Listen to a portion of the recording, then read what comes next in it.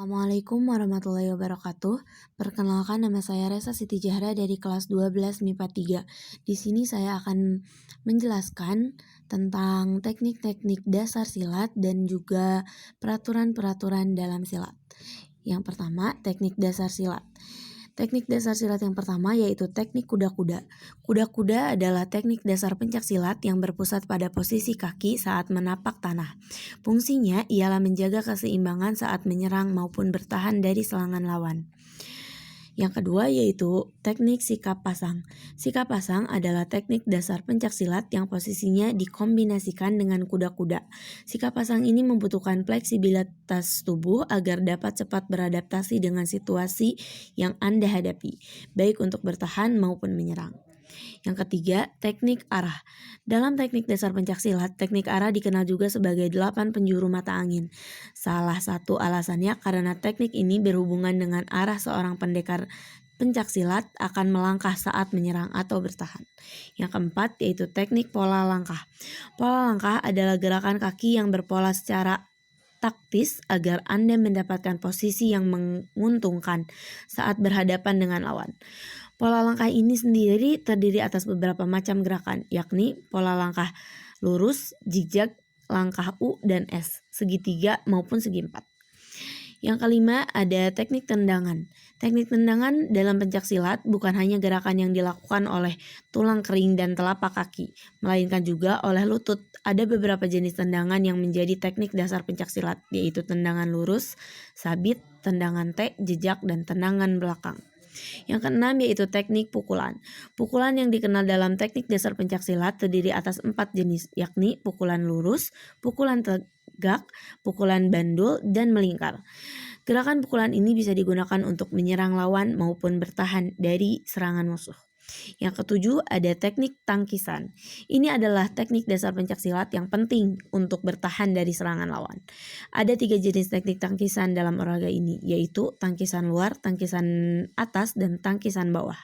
Yang kedelapan, teknik guntingan. Teknik dasar pencak silat ini dilakukan untuk menjatuhkan atau merobohkan lawan. Seperti namanya, teknik ini dilakukan dengan menggunting atau menjepit kaki lawan dengan kedua kaki Anda.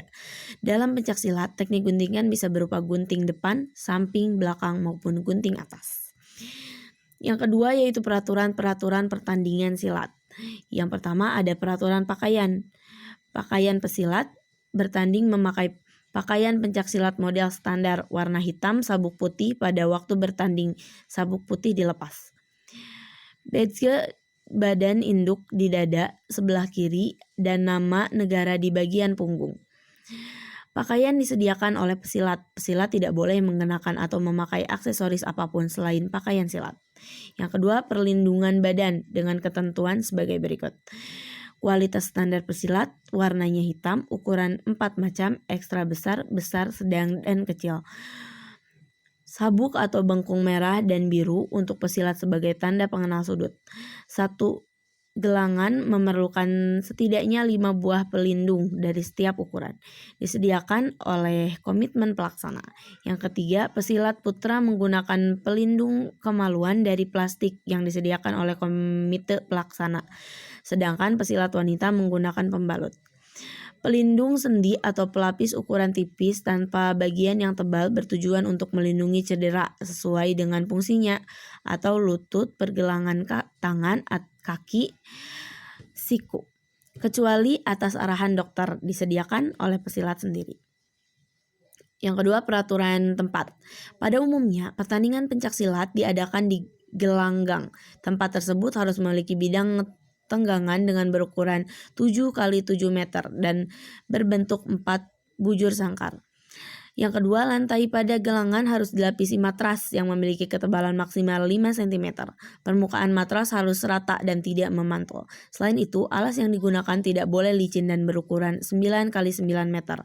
Pada bidang laga haruslah berbentuk lingkaran yang terletak di dalam bidang gelanggang. Batas antara gelanggang serta bidang laga haruslah melebar ke arah luar 5 cm dan memiliki warna yang kontras dengan permukaan gelanggang.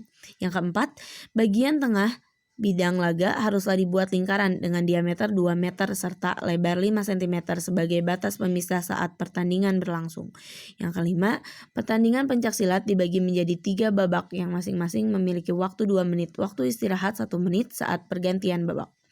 Yang keenam, ketika wasit menghentikan pertandingan, hal ini tidak termasuk dalam waktu 2 menit. Selain itu, jika ada pemain yang jatuh akibat serangan tidak sah dari lawan main.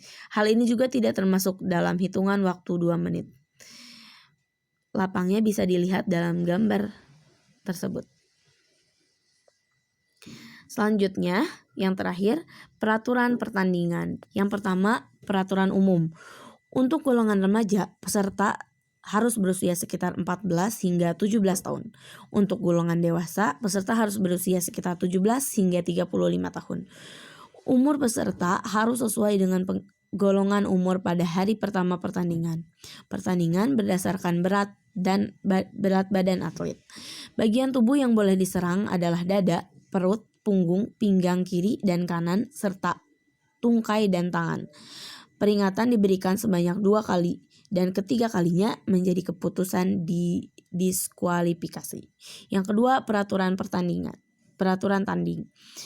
Kedua atlet silat harus memenuhi pembelaan atau hindaran, elakan, dan tangkisan. Serangan pada sasaran atau tangan dan kaki, menjatuhkan lawan dan mengunci lawan. Dilakukan dalam 3 babak, tiap babak memiliki durasi 2 menit dan diselingi 1 menit istirahat. Setiap atlet diwajibkan melakukan serangan berpola mulai dari sikap awal, pasang, hingga koordinasi gerakan dan kembali ke sikap awal. Peraturan nilai. Nilai yang pertama jika elakan atau tangkisan berhasil dan disusul dengan pukulan yang berhasil masuk ke dalam area tubuh lawan atau teknik jatuhan berhasil dilakukan. Nilai 2 jika serangan kaki berhasil mengenai lawan. Nilai ketiga jika berhasil membuat lawan jatuh. Nilai keempat jika berhasil membuat lawan terkunci. Yang keempat yaitu peraturan menang. Atlet disebut menang angka jika wasit mengangkat tangan atlet dan memilih atlet tersebut sebagai pemenangnya karena skornya lebih tinggi. Atlet disebut menang teknik jika lawan tidak bisa melakukan pertandingan lagi akibat keputusan dokter, keputusan pelatih atau bahkan lawan menyatakan dirinya sendiri tidak mampu.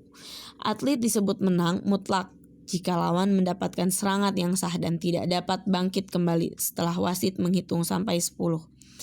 Atlet disebut menang di diskualifikasi jika lawan mendapat peringatan ketiga, lawan melakukan pelanggaran berat, lawan melakukan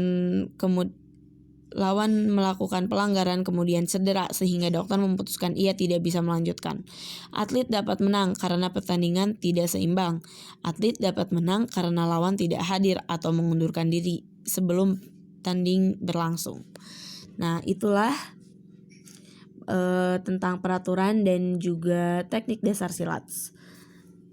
Sekian dari saya, mohon maaf bila ada kesalahan. Wassalamualaikum warahmatullahi wabarakatuh.